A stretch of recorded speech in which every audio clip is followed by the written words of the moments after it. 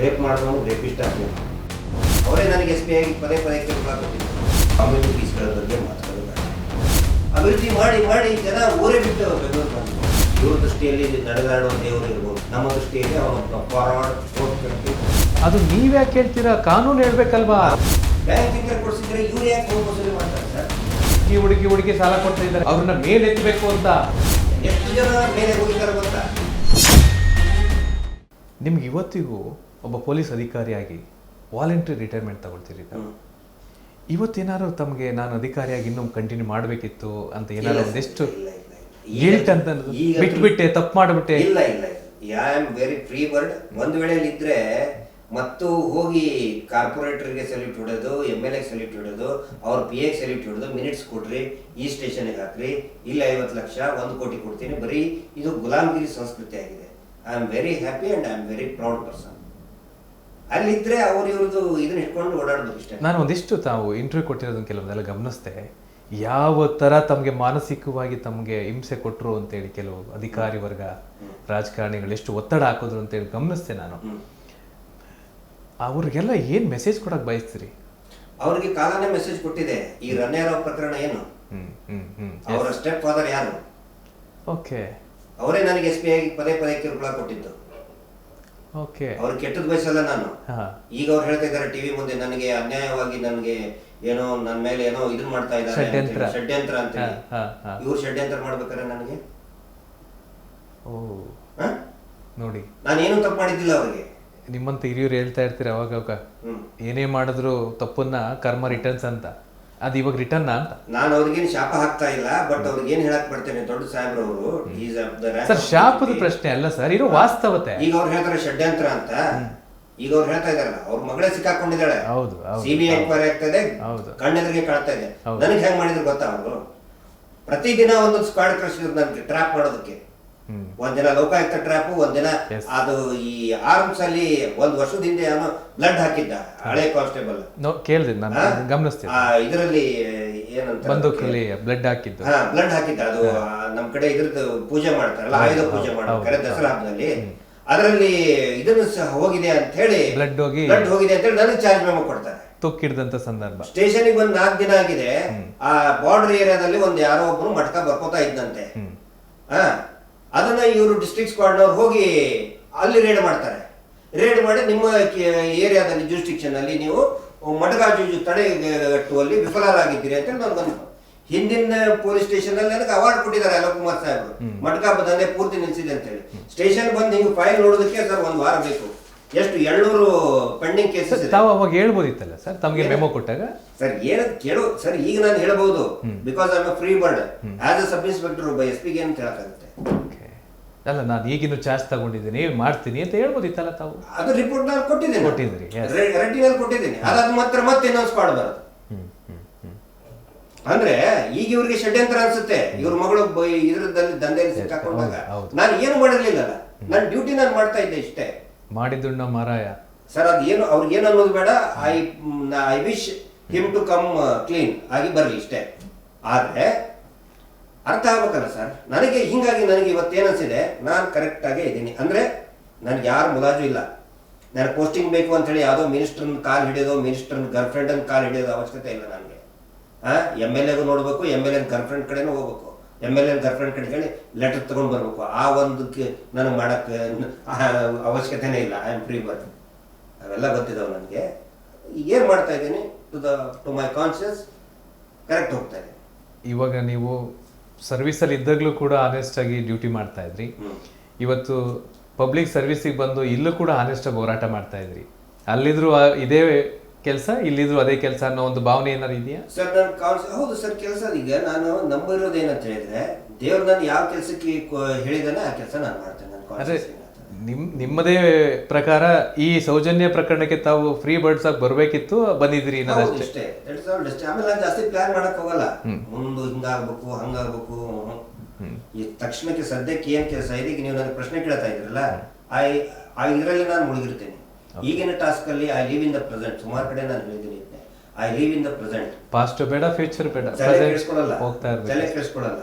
ನನಗೇನು ಈ ಪ್ರಕರಣದಲ್ಲಿ ನ್ಯಾಯ ಸಿಗಬೇಕು. ಮಹೇಶ್ ಶೆಟ್ಟಿ ತಿಮ್ಮರೋಡಿ ಅವರ ಜೊತೆ ಗಟ್ಟಿಯಾಗಿ ನಿಂತ್ಕೊಂಡು, because is the honest he is the most honest person. Mahesh Shetty ಬರ್ತೀನಿ ಸರ್, ಅವ್ರ ಬಗ್ಗೆ ಬರ್ತೀನಿ ಸರ್. ಹಿಂದುತ್ವವಾದಿಗಳು, ವಿಚಾರವಂತರು ಅಂತ ನಾನು ಕರೀತಾ ಇಲ್ಲ, ಅವರಿಗೆ ಅವರೇ ಕರ್ಕತ್ತವ್ರೆ. ಅವ್ರಿಗೆ ಈ ಸೌಜನ್ಯ ವಿಚಾರದಲ್ಲಿ ಏನು ಅಷ್ಟೊಂದು ಆಸಕ್ತಿ? ಯಾಕೆ ಪರ ವಿರೋಧಗಳು ಚರ್ಚೆ ಸಾಮಾಜಿಕ ಜಾಲತಾಣದಲ್ಲಿ? ಸರ್, ಈ ಕಾಮಿಡಿ ಪೀಸ್ಗಳ ಬಗ್ಗೆ ಮಾತಾಡೋದು ಬೇಡ. ಅವ್ರು ಮಾಡಿರೋ ಕೆಟ್ಟ ಕೆಲಸನ ಮುಚ್ಕೊಳ್ಳೋದಕ್ಕೆ ಕೇಸರಿ ಹಾಕೊಂಡು ಬಿಡೋದಲ್ಲ. ಕೇಸರಿ ಅನ್ನೋದು ಒಂದು ಟಿಶ್ಯೂ ಪೇಪರ್ ಅಲ್ಲ. ಅವರೆಲ್ಲರಿಗೂ ಕೇಸರಿ ಅನ್ನೋದು ಹಿಂದುತ್ವದ ಬಗ್ಗೆ ಮಾತಾಡೋದು ಅವೆಲ್ಲ ಒಂದು ಟಿಶ್ಯೂ ಪೇಪರ್ ಆಗಿಬಿಟ್ಟಿದೆ. ಆ ಕಾಮಿಡಿ ಪೀಸ್ಗಳ ಬಗ್ಗೆ ಮಾತಾಡೋದೇ ಬೇಡ. ಏನು ಸರ್ ಹಿಂದುತ್ವ ಅಂದರೆ? ಏನು ಹಿಂದೂ ಧರ್ಮ ಅಂದರೆ? ನೂರಾರು ಜನ ಹೆಣ್ಮಕ್ಳು ಸತ್ತು ಬಿದ್ದಿದ್ದಾರೆ. ಸುಮ್ಮನೆ ಕೂತ್ಕೊಂಡು ಅದನ್ನು ಮಾಡಿದವನ ಪರವಾಗಿ ಮಾತಾಡೋದು ಹಿಂದುತ್ವನ ಹಾಳು ಮಾಡ್ತಾ ಇದ್ದಾರೆ. ನಾವು ಕೂಡ ಅದನ್ನೇ ಕೇಳ್ತಾ ಇದ್ದೀವಿ, ತನಿಖೆ ಮಾಡಿ ಅಂತ ಸರ್ಕಾರಕ್ಕೆ ಒತ್ತಾಯ ಆಗ್ತಾ ಇದ್ದೀವಿ. ಬರ್ತಾ ಇಲ್ಲ. ನಾವೇನ್ ಮಾಡೋಣ? ನೀವ್ಯಾಕೆ ಧರ್ಮದ ಬಗ್ಗೆ ಮಾತಾಡ್ತೀರಾ, ಸ್ಥಳದ ಬಗ್ಗೆ ಮಾತಾಡ್ತೀರಾ, ವ್ಯಕ್ತಿಗಳ ಬಗ್ಗೆ? ಯಾಕೆ ವ್ಯಕ್ತಿಯ ಒಂದು ಚಾರಿತ್ರ್ಯವನ್ನ ಹರಣ ಮಾಡೋಕೆ ನಿಂತಿದ್ದೀರಾ? ರೇಪ್ ಮಾಡಿದವನು ರೇಪಿಸ್ಟ್ ಅಂತೀವಿ ನಾವು. ಇವರೆಷ್ಟಾದ್ರು ಅದು ನೀವ್ಯಾಕೆ ಹೇಳ್ತೀರಾ? ಕಾನೂನು ಹೇಳ್ಬೇಕಲ್ವಾ, ತನಿಖಾಧಿಕಾರಿಗಳು ಹೇಳ್ಬೇಕಲ್ವಾ? ನಾವು ಹೇಳೋರೆ, ನಮ್ಗೆ ಗೊತ್ತಿದೆ ಅವರು ರೇಪಿಸ್ಟ್ ಅಂತ. ಇವ್ರು ಕೂಗಾಡಿದ ತಕ್ಷಣ ನಾವು ಸುಮ್ಮನೆ ಇರೋಕ್ಕಾಗಲ್ಲ. ಇವ್ರ ದೃಷ್ಟಿಯಲ್ಲಿ ನಡೆದಾಡುವ ದೇವರು ಇರ್ಬೋದು, ನಮ್ಮ ದೃಷ್ಟಿಯಲ್ಲಿ ಅವನೊಬ್ಬನ ಫಾರ್ವರ್ಡ್ 420 ನಕಲಿ ದೇವಮಾನವ, ಅತ್ಯಾಚಾರಿಗಳನ್ನ ರಕ್ಷಣೆ ಮಾಡುವಂತ ಒಬ್ಬ ಢೋಂಗಿ ವ್ಯಕ್ತಿ. ಇನ್ನೂ 100 ಸಾರಿ ಹೇಳ್ತೀವಿ. ಇಂಥ ಕಾಮಿಡಿ ಪೀಸ್ಗಳು ಬಂದ ತಕ್ಷಣ ನಾವೇನು ನಮ್ಮ ಮಾತು ಚೇಂಜ್ ಮಾಡಿ? ಜಾತಿ ಧರ್ಮದಿಂದ ದೇಶ ಓಳಾಯ್ತು ಅಲ್ವಾ ಸರ್? Correct sir? ಧರ್ಮದಿಂದ ತಾನೇ ದೇಶ ಓಳಾಗಿದ್ದು. ಹಾಗೆ ಇವತ್ತು ಮನಸ್ಸು ಕೂಡ ಹೋಳಾಗ್ತಾ ಇದೆ, ಎಲ್ಲರ ಮನಸ್ಸು ಕೂಡ. ಅಂದರೆ ಒಂದಿಷ್ಟು ಜಾತಿ, ಒಂದಿಷ್ಟು ಬೇರೆ ಬೇರೆ ಸಮಸ್ಯೆಗಳು, ಒಂದಿಷ್ಟು ಅವ್ರನ್ನ ಈಯಾಳ್ಸೋದು, ಕುಗ್ಸೋದು, ಹಣ, ಜನರ ನಡುವಿನಲ್ಲಿ ಒಗ್ಗಟ್ಟನ್ನ ಒಡೆಯುವಂಥದ್ದು, ಇದೆಲ್ಲವೂ ಸಂಪೂರ್ಣವಾಗಿ ನಡೀತಾ ಇರ್ತಕ್ಕಂಥದ್ದು ಸಮಾಜದಲ್ಲಿ. ಇಂತಹ ಒಂದು ಅವ್ಯವಸ್ಥೆಗೆ ಏನನ್ನು ಹೇಳಕ್ ಬಯಸ್ತೀರಿ ಸರ್? ಅಲ್ಲ, ಈಗ ಅವರು ನಿರಂತರವಾಗಿ ಅದೇ ಅವರಿಗೆ ಆಹಾರ. ಜನರು ಒಗ್ಗಟ್ಟಾಗಿ ಇರದೇ ಇರೋ ಹಾಗೆ ಮಾಡ್ತಾ ಬಂದಿದ್ದಾರೆ. Yes sir. ಮೀಟರ್ ಬಡ್ಡಿ ದಂಧೆ ನೀವು ನೋಡಿಬಿಟ್ರೆ, ಅದರ ಕರಾಳತೆ ನೋಡಿಬಿಟ್ರೆ, ಗಂಡ ಹೆಂಡತಿ ನಡುವೆ ಜಗಳ ಹಚ್ಚಿದ್ದಾರೆ, ಅಣ್ಣ ತಮ್ಮರ ನಡುವೆ ಜಗಳ ಹಚ್ಚಿದ್ದಾರೆ, ಜಾತಿ ನಡುವೆ ಜಗಳ ಹಚ್ಚಿದ್ದಾರೆ. ಅವ್ರಿಗೆ ಏನಂತಾರೆ, ಊರು ಒಗ್ಗಟ್ಟಾಗಿರ್ಬಾರ್ದು. ಸರ್, ಮುಂಚೆ ಊರಲ್ಲಿ ನಾವು ಚಿಕ್ಕವರಿದ್ದಾಗ ಹೋದ್ರೆ ಎಲ್ಲರೂ ಸೇರ್ಕೊಂಡು ಸಂಡಿಗೆ, ಹಪ್ಪಳ, ಶಾವಿಗೆ ಮಾಡ್ತಿದ್ರು. ಈಗಿಲ್ಲ. ಈಗ ಎಲ್ಲರೂ ಸೇರ್ಕೊಂಡು ಒಬ್ಬರ ಮನೆಗೆ ಇನ್ನೊಬ್ಬರ ಮನೆಗೆ ಬಡ್ಡಿ ಕೇಳಕ್ಕೆ ಹೋಗ್ತಾ ಇದ್ದಾರೆ, ಜಗಳಾಡಕ್ಕೆ. ಸತ್ರೆ ಒಬ್ರು ಇರಲ್ಲ ಸರ್. ಅವಾಗ ಎಲ್ಲಾರು 3 ಜನ ಸೇರ್ಕೊಂಡು ಅಂತ್ಯ ಸಂಸ್ಕಾರ ಮಾಡ್ತಿದ್ದು, 3 ಜನ ಸೇರ್ಕೊಂಡು ಮದುವೆ ಮಾಡ್ತಾ ಇದ್ರು. ಎಲ್ಲರೂ ಸೇರಿ ಹಾಲ್ಗಂಬ ಹಾಕೋದೇನು, ಹಂದ್ರ ಹಾಕೋದೇನು, ಏನು ಇಲ್ಲ. ಎಲ್ಲರೂ ಒಬ್ಬರ ಮನೆಗೆ ಇನ್ನೊಬ್ಬರ ಮನೆಗೆ ಬಡ್ಡಿ ದಂಧೆ. ಬಡ್ಡಿ ನೀನ್ ಕಟ್ಟಿಲ್ಲ, ಇದೇ ದಂಧೆ. ಊರಿನ ಒಂದು ಗ್ರಾಮೀಣ ಸೊಗಡನ್ನೇ ಹಾಳು ಮಾಡಿಬಿಟ್ಟಿದ್ದಾರೆ. ಗ್ರಾಮೀಣ ಸೊಗಡು ಅನ್ನೋದು ನಿಮ್ಗೆ ಗ್ರಾಮದಲ್ಲಿ ಸಿಗುದೇ ಇಲ್ಲ. ಅಲ್ಲ ಸರ್, ಕಷ್ಟಕ್ಕೆ ಸ್ಪಂದಿಸೋದು ತಪ್ಪ? ನಿಮಗೆ ಕಷ್ಟ ಇದೆ, ಒಂದಿಷ್ಟು ನಾವು ಸಾಲ ಕೊಡುವಂತ ತಪ್ಪ? ಕೊಡಿ, ಬೇಡ ಅಂದವ್ರೆ. ಮತ್ತೆ ಸಾಲ ಕೊಟ್ಟಿದೀವಿ, ಸಾಲ ಕೇಳ್ತೀವಿ, ವಾಪಸ್ ಕೇಳಿ, ಬೇಡ ಅಂದವ್ರೆ. ಅದಕ್ಕೊಂದು ನಿಯಮ ಇಲ್ವಾ? ಅದಕ್ಕೊಂದು ಬ್ಯಾಂಕಿಂಗ್ ಅಲ್ಲ ಸರ್, ನಾವು ಸರ್ಕಾರದಿಂದ ಅಧಿಕೃತವಾಗಿ ಎಲ್ಲವನ್ನ ಪರ್ಮಿಷನ್ ತಗೊಂಡು ಎಲ್ಲಿದೆ ತೋರಿಸ್ಲಿ. ಕೇಳ್ದ ನಿಮ್ಗೆ ಯಾಕೆ ತೋರಿಸ್ಬೇಕು? ನಾವು ಯಾಕೆ ತೋರ್ಸಲ್ಲ? ಎಲ್ಲಿ ಬೇಕು ಕೊಡ್ತೀವಿ, ಎಲ್ಲಿ ಬೇಕು ಸಬ್ಮಿಟ್ ಮಾಡ್ತೀವಿ ಅಂತ ಹೇಳ್ತೀರಿ. ಹಂಗೆ ಬೇಕಾದ್ರೆ ಸರ್ಕಾರದಿಂದ ಇದಕ್ಕೋಸ್ಕರ ಒಂದು ತನಿಖಾ ತಂಡವನ್ನು ರಚನೆ ಮಾಡಕ್ ತಾವ್ ಹೇಳಿ. ಎಲ್ಲ ಹೋರಾಟಗಾರರು ಯಾರು ಸಮಸ್ಯೆ ಆಗಿದೆ ಎಲ್ಲರೂ ಹೇಳಿ, ಅವ್ರು ತನಿಖೆ ಮಾಡ್ಲಿ. ಆಗ ಸರ್ಕಾರದ ಮುಂದೆ ಕೊಡ್ತೀವಿ, ನ್ಯಾಯಾಲಯಕ್ಕೆ ಕೊಡ್ತೀವಿ. ಯಾಕೆ ನಾವು ಪಬ್ಲಿಕ್ ಅಲ್ಲಿ ಹಾಕ್ಬೇಕು? ನೀವು ಹೊರಗಡೆ ಬರ್ತಾನೆ ಈಗ ನಾನು ರಿಸೀವ್ ಮಾಡ್ಕೊಂಡ್ ಕೂಡ ನಿಮ್ದು ಇದನ್ನೆಲ್ಲ ಹಾಕಿದ್ರೆ ಯಾಕೆ ಹಾಕ್ಬೇಕು? ಅಂದ್ರೆ ನಮ್ದೊಂದು ಐಡೆಂಟಿಟಿ ಸರ್. ಟಿವಿ ತಗೊಳ್ಳೋದು ಯಾಕೆ ಹಾಕಿದ್ರಿ ಸರ್? ನಮ್ಮನ್ನು ಪ್ರಮೋಟ್ ಮಾಡ್ಕೊಳಕ್ ಹಾಕೋತೀವಿ. ಅವ್ರು ಹಾಕ್ಬೇಕಲ್ಲ, ಅವ್ರ ಲೈಸೆನ್ಸ್ ಹಾಕ್ಬೇಕಲ್ಲ. ಅಲ್ಲ, ಎಲ್ಲ ಅವಶ್ಯಕತೆ ಇದೆ, ಎಲ್ಲ ಹಾಕ್ತೀವಿ. ನಾವು ಹಾಕೋದಿಲ್ಲ, ನಮಗೆ ಪಬ್ಲಿಸಿಟಿ ಬೇಕಾಗಿಲ್ಲ. ಕಷ್ಟ ಇದ್ದವ್ರು ಕೇಳ್ತಾರೆ, ಕೊಡ್ತೀವಿ. ಅವ್ರಿಗೆ ಪಬ್ಲಿಸಿಟಿ ಅಲ್ಲ ಇದು. ಒಬ್ಬನು ಈ ಹೋಟೆಲ್ನಲ್ಲಿ ಲೈಸೆನ್ಸ್ ಹಾಕೊಂಡಿರ್ತಾನೆ, ಹೌದು, ಬಾರ್ನಲ್ಲಿ ಲೈಸೆನ್ಸ್ ಹಾಕೊಂಡಿರ್ತಾನೆ. ಯಾಕೆ? ಯಾರೋ ಕೇಳ್ಬಿಡ್ತಾನಂತಲ್ಲ, ಅದು ಅವನ ಜವಾಬ್ದಾರಿ. ಪಬ್ಲಿಕ್ ಅಕೌಂಟಬಿಲಿಟಿ ಅಂತ ಹೇಳ್ತಾರೆ ಅದಕ್ಕೆ. ಹೌದು, that is public accountability. License, car license ಇರ್ತದೆ, ನಾನು ಯಾಕೆ ತೋರಿಸ್ಬೇಕು, ನಾನು ಯಾಕೆ ಇಟ್ಕೋಬೇಕು ಅಂದ್ರೆ, you are using public road, you are using public traffic. ಇವ್ರ ಲೈಸೆನ್ಸ್ ಯಾಕೆ ತೋರಿಸ್ಬೇಕಂತ ಹೇಳಿದ್ರೆ, ಇದು ಸಾರ್ವಜನಿಕರಿಂದ ಕೋಟ್ಯಾಂತರ ರೂಪಾಯಿ ಬಡ್ಡಿ ವಸೂಲಿ ಮಾಡ್ತಾ ಇದ್ದಾರೆ ಅವರು. ಮತ್ತೆ ಫ್ರೀಯಾಗಿ ಕೊಡೋದು ದುಡ್ಡನ್ನ? ಇವ್ರಿಗೆ ಮೊದಲು ಏನ್ ಹೇಳಿದ್ರು, ದುಡ್ಡು ಅಂತ ತಾನೇ ಹೇಳಿದ್ದು, ನಾವು ಬಾಯ್ ಬಿಡ್ಸಿದ್ವಿ ಅವ್ರಿಗೆ. ಹೌದು ಸರ್. ಈಗ ಸ್ಥಳ ಸಂಘ ಆ ಒಂದು ಏನಿದೆ, ನಾನು ದಯಮಾಡಿ ಹೆಸರು ತಗೊಳ್ತಾ ಇದ್ದೀನಿ, ಇವಾಗ ಅವಶ್ಯಕತೆ ಇತ್ತು ಅಂತೇಳಿ ಏನು ತಪ್ಪು ತಿಳ್ಕೊಬೇಡಿ. ಈ ಧರ್ಮಸ್ಥಳದ ಹೆಸರಲ್ಲಿ ಏನ್ ಇವತ್ತು ಕೊಡ್ತಾ ಇದ್ರೆ ಸಾಲ ಅಂತೇಳಿ ಒಂದು ಗ್ರಾಮಾಭಿವೃದ್ಧಿ ಅಂದ್ರೆ ಗ್ರಾಮದ ಅಭಿವೃದ್ಧಿಗಾಗಿ ಜನರ ಸಮಸ್ಯೆಗಳನ್ನ ಸ್ಪಂದಿಸೋಕೋಸ್ಕರ ಅವರಿಗೆ ಅವ್ರ ಕಷ್ಟಗಳಿಗೆ ನಾವು ಸ್ಪಂದಿಸ್ಬೇಕು, ಅವ್ರ ಜೊತೆ ಆಗ್ಬೇಕು, ನಾವಿದ್ದೀವಿ ಅಂತ ಬಲ ಕೊಡ್ಬೇಕು ಅಂತ ಮಾಡಿರುವಂತದ ಸ್ಕೀಮ್ಗಳವೆಲ್ಲ. ಫ್ರೀಯಾಗಿ ಕೊಡಕ್ಕಾಗ್ತದ? ಅದನ್ನ ಫ್ರೀಯಾಗಿ ಕೊಡಕ್ಕಾಗ್ತದ? ಅಭಿವೃದ್ಧಿ ಅಂತಂದ್ರೆ ಈಗ ಮತ್ತೆ ಇವತ್ತು ನೀವೇ ಹೇಳಿದ್ರಿ 50,000 ಜನ, 1,00,000 ಜನ ಇವತ್ತು ಕೆಲಸ ಮಾಡ್ತಾ ಇದಾರೆ ಅಂತ. ಅವ್ರಿಗೆಲ್ಲ ಹೆಂಗ್ ಕೊಡೋ ಸಂಬಳ? ಇವತ್ತು ಬ್ಯಾಂಕ್ಗಳೇ ಇವತ್ತು ಇಂಟ್ರೆಸ್ಟ್ ತಗೊಳ್ತಾ ಇದ್ದಾರೆ. ನಾವು ಮಾತ್ರ ತಗೊಂಡ್ರೆ ಏನ್ ತಪ್ಪು? ಅಂತ ಸರ್ಕಾರಿ ಒಡೆತನದಲ್ಲಿರ್ತಕ್ಕಂಥ ಬ್ಯಾಂಕ್ಗಳು ಅಥವಾ ಖಾಸಗಿ ಬ್ಯಾಂಕ್ಗಳೇ ಬಡ್ಡಿ ಇಂಟ್ರೆಸ್ಟ್ ಅಲ್ಲಿ ತಗೊಳ್ತಾವ್ರೆ. ಅವ್ರು ಒಂದು ಮೆಸೇಜ್ ನಮ್ಗೆ ಪ್ರತಿನಿತ್ಯ ಮೆಸೇಜ್ ಬರುತ್ತೆ, ಇಷ್ಟಿಷ್ಟು ನಿಮ್ಮ ಅಕೌಂಟ್ ಅಲ್ಲಿ ಇಷ್ಟು ದುಡ್ಡಿದೆ ಅಂತ. ಅದಕ್ಕೂ ಬ್ಯಾಂಕ್ ಅವರು ಅಮೌಂಟ್ ಅನ್ನ ಕಟ್ ಮಾಡ್ತಾರೆ ಮಂತ್ಲಿಗೆ ಇಷ್ಟು ಅಂತೇಳಿ. ಹಂಗೆಲ್ಲ ಇದ್ದಾಗ ನಾವು ಮಾತ್ರ ಹೆಂಗ್ ಫ್ರೀಯಾಗಿ ಕೊಡೋದು? ಫ್ರೀಯಾಗಿ ಕೊಡಿ ಅಂತ ನಾನು ಹೇಳಿಲ್ಲ. ಇಲ್ಲಿ ಏನಂತ ಹೇಳಿದ್ರೆ, ನೀವ್ ಹೇಳಿದ್ರಿ ಬ್ಯಾಂಕ್ನವರು ಇಂಟ್ರೆಸ್ಟ್ ಅಲ್ಲಿ ಕೊಡ್ತಾರೆ, ಕರೆಕ್ಟ್ ಕೊಡ್ಲಿ, ಇವರು ಇಂಟ್ರೆಸ್ಟ್ ತಗೊಳ್ಳಿ, ಬೇಡದವ್ರು ಯಾರು ಅದನ್ನೇ ತಾನೇ ಮಾಡ್ತಾ ಇರೋದು. ಆದ್ರೆ ನೀವ್ ಹೇಳಿದ್ರಿ ಮಂತ್ಲಿ ಮೆಸೇಜ್ ಬರ್ತದ, ವೀಕ್ಲಿ ಮೆಸೇಜ್ ಬರ್ತದ, ಹೌದು ಮಂತ್ಲಿ ಬರುತ್ತೆ. ಇವ್ರು ಮಾಡ್ತಾ ಇರೋದು ವಾರ, ಅದನ್ನ ನಾವು ಕೇಳ್ತಾ ಇದೀವಿ. ಮಾಡ್ರಿ ನೀವು ದಂಧೆನ. ಬ್ಯಾಂಕಿಂಗ್ ನಿಯಮ ಪ್ರಕಾರ SHGಗಳಿಗೆ ಸ್ವಸಹಾಯ ಗುಂಪುಗಳು, ಅದಕ್ಕೆ ಸೆಲ್ಫ್ ಹೆಲ್ಪ್ ಗ್ರೂಪ್ ಅಂತಾರೆ, ಇವರು ಸ್ವಸಹಾಯ ಗುಂಪುಗಳನ್ನಂತ ಮಾಡಿ ಆಸ್ ಪರ್ RBI ನೀವು ಸ್ವಸಹಾಯ ಗುಂಪುಗಳಿಗೆ ಸಾಲವನ್ನ ಕೊಟ್ರೆ ಯಾರಿಗೆ ಬ್ಯಾಂಕ್ಗಳಿಗೆ ಹೇಳ್ತದೆ. ಇವರು ಬ್ಯಾಂಕು ಅಲ್ಲ, ಇವರಲ್ಲ ಬ್ಯಾಂಕು, ಇವರು ಏಜೆಂಟ್. ಇವರು ಏನಂತ ಹೇಳಿದ್ರೆ BC agent, business correspondent agent ಇವರು. ಸರ್, ಏಜೆಂಟ್ ಕೆಲಸ ಏನು? ಬ್ಯಾಂಕ್ ರೇಟ್ ಆಫ್ ಇಂಟ್ರೆಸ್ಟ್ ಎಷ್ಟು ಇರ್ತದೆ ಅಷ್ಟೇ ರೇಟ್ ಅಲ್ಲಿನೇ ಕೊಡಿಸ್ಬೇಕು ತಾನೆ, ಅಷ್ಟೇ ರೇಟ್ ಅಲ್ಲಿ ಕೊಡಿಸ್ಬೇಕು. ಅದಕ್ಕೆ ಕಮಿಷನ್ ಬೇಕಲ್ಲ. ಇವರಿಗೆ ಈ ಸರ್ವಿಸ್ ಮಾಡ್ತಾ ಇದ್ದಾರೆ ಇವರು, ಈ ದಾಖಲೆ ಇದು ಮಾಡೋದು, ಬ್ಯಾಂಕಿಂದ ಇದು ಮಾಡೋದೆಲ್ಲ ಮಾಡ್ತಾ ಇದ್ದಾರೆ. ಅದಕ್ಕೆ ಕಮಿಷನ್ ಬ್ಯಾಂಕಿಂದ ತಗೋಬೇಕು ಇವರು. ಬ್ಯಾಂಕ್ 4% ಅಲ್ಲಿ ಕೊಟ್ಟರೆ 4% ಅಲ್ಲಿನೇ ಕೊಡ್ರಪ್ಪ, ನೀವು ಭಾಳ ಅಂದ್ರೆ 5%, 1% ತಗೊಳ್ರಿ.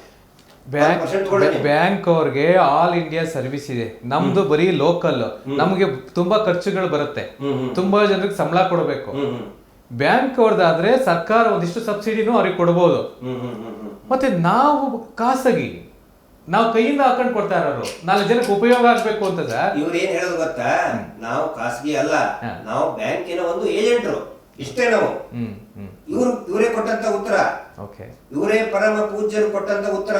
ನಾವು ಸಾಲ ಕೊಡೋದಿಲ್ಲ, ಬ್ಯಾಂಕು ಸಾಲ ಕೊಡೋದು, ನಾವು ಬರೀ ಶ್ಯೂರಿಟಿ ಕೊಡ್ತೇವೆ ಅಂತ ಹೇಳ್ತಾರೆ.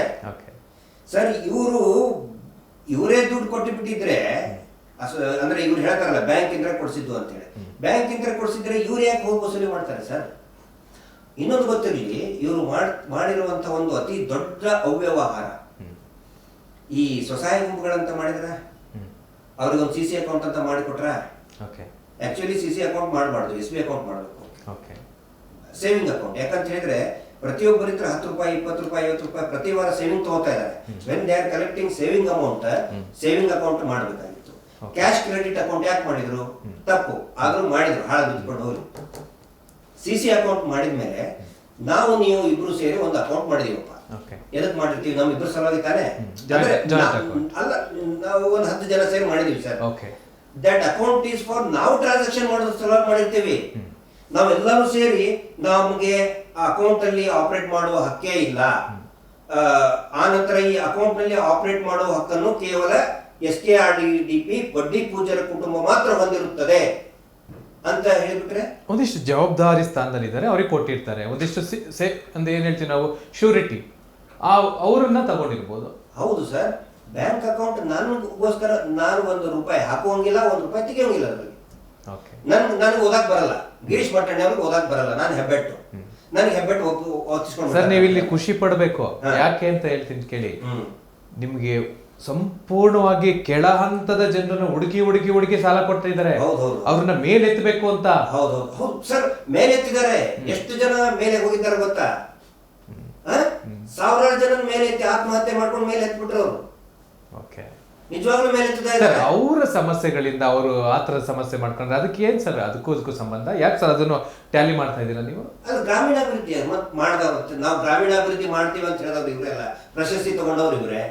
ಅಂತಾರಾಷ್ಟ್ರೀಯಕ್ಕೆ ಜರ್ನಲಿಸ್ಟ್ಗೆ ಕರೆಸಿ ಅವರಿಗೆ ಏನು ಗೋಲ್ಡ್ ಕಾಯಿನ್ ಕೊಟ್ಟು, ಮಂಜುನಾಥ ಸ್ವಾಮಿ ಗೋಲ್ಡ್ ಕಾಯಿನ್ ಕೊಟ್ಟು ಪ್ರಶಸ್ತಿ ತಗೊಂಡವ್ರು ಇವರೇ ಅಲ್ಲ, ಗ್ರಾಮೀಣ ಅಭಿವೃದ್ಧಿ ಮಾಡಿದವರು ಅಲ್ಲ ಸರ್.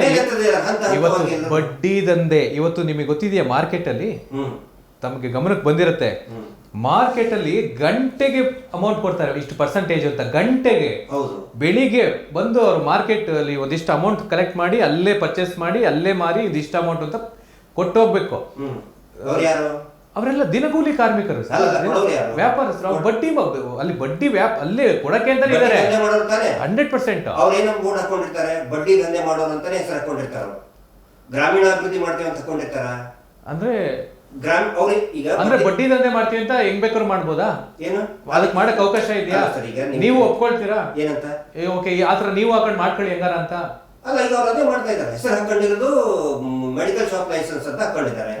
ಮಂಜುನಾಥ ಸ್ವಾಮಿ ಔಷಧಿ ಅಂಗಡಿ ಅಂತ. ಔಷಧಿನೇ ಮಾರ್ಬೇಕು ತಾನೆ. ಗ್ರಾಮೀಣಾಭಿವೃದ್ಧಿ ಅಂತ ಬೋರ್ಡ್ ಹಾಕೊಂಡಿರ್ತಾನೆ. ಮಾಡ್ರಪ್ಪ ಗ್ರಾಮೀಣಾಭಿವೃದ್ಧಿ. ಒಳಗಡೆ ಯಾಕೆ ಲಿಕ್ಕರ್ ದಂಧೆ ಮಾಡ್ತಾ ಇದ್ದೀರಿ ನೀವು ಸರ್? ಬಡ್ಡಿ ಸರಾಯಿ ಯಾಕೆ ಮಾಡ್ತಾ ಇದ್ದೀರಿ ನೀವು? ನೀವೇನ್ ಹೇಳ್ತಾ ಇದ್ರಲ್ಲ, ಜಾಸ್ತಿ ತಗೊಳ್ತಾ ಇದಾರೆ ಇಷ್ಟು ಪರ್ಸೆಂಟೇಜ್ ಅಂತೇಳಿ, ಅದರಿಂದ ಎಷ್ಟು ಸರ್ವಿಸ್ ಆಗ್ತಾ ಇದೆ ರಾಜ್ಯದಲ್ಲಿ, ಎಷ್ಟು ಲಕ್ಷ ಜನಕ್ಕೆ ಅನುಕೂಲ ಆಗ್ತಾ ಇದೆ ಸರ್. ನಿಮ್ಮ ಹತ್ರ ಇಂದ ತಗೊಂಡು 10 ರೂಪಾಯಿನ ನಾವು ಒಂದಿಷ್ಟು ಖರ್ಚು ಏನು ಅಲ್ಲಿ ಒಂದು ಆ ಸಂಸ್ಥೆಗಳನ್ನ ನಡೆಸೋಕೆ ಎಷ್ಟೆಲ್ಲ ಒಂದು ಅವಶ್ಯಕತೆ ಇದೆ ಅಷ್ಟನ್ನು ಬಳಸ್ಕೊಂಡು ಇನ್ ಮಿಕ್ಕಿದೆಲ್ಲ ಜನಕ್ಕೆ ಕೊಡ್ತಾ ಇದೀವಲ್ಲ ಸರ್. ಮೆಡಿಕಲ್, ಹೆಲ್ತ್, ಒಂದಿಷ್ಟು ಬೇರೆ ಬೇರೆ ಒಂದು ಸಮಾಜದ ಒಂದು ಅಭಿವೃದ್ಧಿಗೆ ಗಿಡ ಮರ ಪ್ರಾಣಿ ಪಕ್ಷಿ ಪ್ರತಿಯೊಂದಕ್ಕೂ ನಾವು ಸಹಾಯ ಮಾಡ್ತಾ ಇದ್ದೀವಿ ಸರ್. ಅದಕ್ಕೇನೆ ಏನಾಗಿದೆ, ಅಷ್ಟು ಕೊಟ್ಟು ಕೊಟ್ಟು ಜನ ಚಾಮರಾಜನಗರದಲ್ಲಿ, ಹಾನಗಲದಲ್ಲಿ ಊರೇ ಬಿಟ್ಟು ಬಂದ್ಬಿಟ್ರು. ಇಡೀ ಊರೇ ಬಿಟ್ಟು ಬಂದ್ಬಿಟ್ರು. ನಿಮ್ಗೆ ಅಭಿವೃದ್ಧಿ ಮಾಡಿದೀವಿ ಅಂತ ಹೇಳಿ ಗೋಡೆ ಮೇಲೆ ಬರಹ ಬರೆದ್ರಲ್ಲ, ನೋಡಿದ್ರಲ್ಲ, ಗೋಡೆ ಮೇಲೆ ಬರೆದ್ಬಿಟ್ರಲ್ಲ, ತುಂಬಾ ಗಮನಿಸಿದ್ವಿ. ನಿಮ್ಗೆ ನಿಮ್ಮ ಮನೆ ಅಭಿವೃದ್ಧಿ ಮಾಡಿಬಿಟ್ಟಿವಿ ಅಂತ ಹೇಳಿ ಗೋಡೆ ಮೇಲೆ ಬರೆದ್ರು. ನೀವು ಸಾಲ ತಗೊಂಡಿದ್ದಕ್ಕೆ ಕೊಡಲಿಲ್ಲ ಅಂತ ಹೇಳಿ ಕೊಡಲೇಬೇಕು ಅಂತ ಹೇಳಿ ಬರೆದ್ರು. ಅಭಿವೃದ್ಧಿ ಮಾಡಿ ಮಾಡಿ ಜನ ಊರೇ ಬಿಟ್ಟು ಬೆಂಗಳೂರು ಬಂದ್ಬಿಟ್ರು ಸರ್. ಇದು ಅವರ ಅಭಿವೃದ್ಧಿ. ಮೊನ್ನೆ 23ನೇ ತಾರೀಕಿಗೆ ಇಂಥ ಲಕ್ಷಾಂತರ ಇದ್ದಾರೆ. ನಾಟ್ ಓನ್ಲಿ ಒಂದು ಮಗಳು ಕಂಪ್ಲೇಂಟ್ ಕೊಡ್ತಾಳೆ ಇವ್ರ ಮೇಲೆ, ಇದೇ ಬಡ್ಡಿ ಪೂಜ್ಯರ ಮೇಲೇನೆ, ಅವರ ಡಿಸಿಗ್ನೇಷನ್ ಮೇಲೇನೆ, ಮತ್ತು 4 ಜನ ವಸೂಲಿ ಮಾಡೋರು, ಧರ್ಮಸ್ಥಳದ ಹೆಸರು ಹೇಳ್ಕೊಂಡು ವಸೂಲಿ ಮಾಡುವಂತ ಪ್ರತಿನಿಧಿಗಳ ಮೇಲೆ ಕಂಪ್ಲೇಂಟ್ FIR ಆಗಿದೆ. ಜಿಸ್ಟ್ ಆಫ್ ದ FIR ಏನಂತ ಹೇಳಿದ್ರೆ, ಇಂದಿರಾ ಅಂತವ್ರು ಅವ್ರ ಮನೆಯಲ್ಲಿ ಅವರು ಕೇಳಿದ್ದು 1 ಲಕ್ಷ ರೂಪಾಯಿ, ಇವ್ರು ಸಾಲ ಕೊಟ್ಟಿದ್ದು 65,000 ರೂಪಾಯಿ ಬರೀ. ಅದರಲ್ಲಿ 35,000 ರೂಪಾಯಿ ಕಮಿಷನ್ ತಿನ್ಬಿಟ್ರು. 65,000 ರೂಪಾಯಿ. 65,000 ರೂಪಾಯಿಗೆ 150 ಕಂತುಗಳಲ್ಲಿ ವಾರದ ಕಂತು, ವಾರ 1,000 ರೂಪಾಯಿ ಕೊಡಬೇಕು ಅಂತ ಇವರಿಗೆ ರೂಲ್ಸ್ ಹಾಕ್ತಾರೆ, ನಿಯಮ ಸರ್. 65,000 ರೂಪಾಯಿಗೆ ಪ್ರತಿ ವಾರ 1,000 ರೂಪಾಯಿ, 150 ವಾರ ಅಂದ್ರೆ 1.5 ಲಕ್ಷ ಆಯ್ತು. ಕಂಪ್ಲೇಂಟ್ ಅಲ್ಲಿ ಇದೆ ಇದು, ನಾನು ಹೇಳ್ತಾ ಇರೋದಲ್ಲ. ಅವ್ರು ಪಡೆದಿದ್ದೆಷ್ಟು ಸರ್? 65,000. ಕೊಟ್ಟಿದ್ದು ಕೊಡಬೇಕಾಗಿರೋದು 1.5 ಲಕ್ಷ ಪ್ರತಿ ವಾರ. ಅವ್ರು ಮುಂದುವರೆದು ಹೇಳ್ತಾರೆ, ದೂರುದಾರರು, ನಾನು ಪ್ರಾಮಾಣಿಕವಾಗಿ ಪ್ರತಿ ವಾರ ಪಾವತಿ ಮಾಡುತ್ತಿದ್ದೆ. ಆದರೆ ನಮ್ಮ ಮನೆಯಲ್ಲಿ ನನ್ನ 21 ವರ್ಷದ ಮಗ ಸತ್ತು ಹೋದ. 21 ವರ್ಷದ ಮಗ ಸಾಯ್ತಾನೆ. ಸತ್ತು ದಿನಾನೇ ಬಂದು 1,000 ರೂಪಾಯಿ ಕೊಡಿ ಅಂತ ಬಡ್ಡಿಗೋಸ್ಕರ ಮನೆಗೆ ಬಂದು ನಿಂದಿರ್ತಾರೆ. ಸತ್ತು ದಿನಾನೇ ಬಂದು ನಿಂದಿರ್ತಾರೆ, ಕೊಡ್ಲೇಬೇಕು ಅಂತ. ಕೊಡಲ್ಲ ಇವರು. 1 ವಾರ ಹೋಗುತ್ತೆ, ಮತ್ತೆ ಬರ್ತಾರೆ, ಸ್ವಾಮಿ ಮಗ ತೀರ್ಕೊಂಡಿದ್ದಾರೆ, ನಮ್ಗೆ ಕೆಲ್ಸಕ್ಕೆ ಹೋಗಕ್ ಆಗಿಲ್ಲ, ಆ ದುಃಖದಲ್ಲಿದ್ದೀವಿ, ನೋವಲ್ಲಿದ್ದೀವಿ, ನಮಗೊಂದು 2-3 ವಾರ ಟೈಮ್ ಕೊಡಿ ಅಂತ ಹೇಳಿದ್ರೆ, ನೀನು ನಿನ್ ಮಗನ ಜೊತೆಗೆ ಸತ್ತು ಹೋಗ್ಬಿಡು, ನಿನ್ನ PRK ಇನ್ಶೂರೆನ್ಸ್ ಬಾಂಡ್ ನಮ್ಮ ಹತ್ರ ಐತೆ, ಕ್ಲೇಮ್ ಮಾಡ್ಕೋತೀವಿ ಅಂತ ಹೇಳ್ತಾರೆ ಆ ಮಹಿಳೆಗೆ. ಗ್ರಾಮೀಣ ಅಭಿವೃದ್ಧಿ ಈ ತರ ಲಕ್ಷಾಂತರ ಜನರಿಗಾಗಿದೆ. ಇದು ಗ್ರಾಮೀಣ ಅಭಿವೃದ್ಧಿ. ಎಲ್ಲೂ ಕೂಡ ಅದು ವರದಿನೇ ಆಗಲ್ವಲ್ಲ? ಆಗಲ್ಲ. ಈ ಯೂಟ್ಯೂಬ್ ನಲ್ಲಿ ಮಾಡ್ತಾ ಇದ್ದಾರೆ, ವರದಿ ಆಗಲಾರ್ದ ಮಾಡ್ಬಿಟ್ಟಾರೆ. ಇಂಜೆಕ್ಷನ್ ಮಾತಾಡ್ಬಾರ್ದು. ಕೊನೆ ಪಕ್ಷ ಸ್ಟೇಷನ್ ಅಲ್ಲಾದ್ರೂ ಅದು FIR ಆಗ್ಬೇಕಲ್ಲ? FIR ಆಗಿದೆ. ಓಕೆ, ಎಷ್ಟು ನಿಮ್ಗೆ ಎಷ್ಟು ಈ ತರದ ಮಾಹಿತಿ FIR ಗಳು ಆಗಿರುವಂತದ್ದು? 44 NCR ಗಳಾಗಿದೆ. ಆ ನಂತರ ಇದು ಮನೆ ಆಗಿರೋದು 15 ಅಂದ್ರೆ ಸುಸೈಡ್ ಮಾಡ್ಕೊಂಡು ಸತ್ತಂತ ಮನೆಯವರು FIR ಮಾಡಿದ್ದು 15. ಡೈರೆಕ್ಟ್ ಆಗಿ ಇವ್ರ ಮೇಲೆನೆ, ಬೇರೆ ಸಂಘಗಳಲ್ಲ, ಬೇರೆ ಸುಮಾರು ಮೈಕ್ರೋ ಫೈನಾನ್ಸ್ ಇದೆ, ಅವ್ರ ಮೇಲೇನು ಆರೋಪ ಇದೆ, ಅದು ಅಲ್ಲ. ನಾನು ಹೇಳುದು, ಇವ್ರು ಗ್ರಾಮೀಣ ಅಭಿವೃದ್ಧಿ ಮಾಡ್ತೇವೆ, ಇಡೀ ಉದ್ಧಾರ ಮಾಡ್ತೇವೆ, ಪ್ರಶಸ್ತಿ ತಗೊಂಡವರು, ಆ ಪ್ರಶಸ್ತಿ ಈ ಪ್ರಶಸ್ತಿ, ಯಾವ ಮಣ್ಣು ಇಲ್ಲ, ಸುಡುಗಾಡು ಇಲ್ಲ, ಬರೀ ದುಡ್ಡು ಕೊಡೋದು, ಪ್ರಶಸ್ತಿ ತಗೊಳ್ಳೋದು. ಇವ್ರದೇ ಪತ್ರಿಕೆಗಳು, ಎಲ್ಲಾ ಪತ್ರಿಕೆಗಳಲ್ಲಿ ಇವ್ರಿಗೆ ಇನ್ವೆಸ್ಟ್ಮೆಂಟ್ ಇದೆ, ದೊಡ್ಡದಾಗಿ ಅಡ್ವರ್ಟೈಸ್ಮೆಂಟ್ ಕೊಟ್ಬಿಡ್ತಾರೆ, ಇಷ್ಟೇ.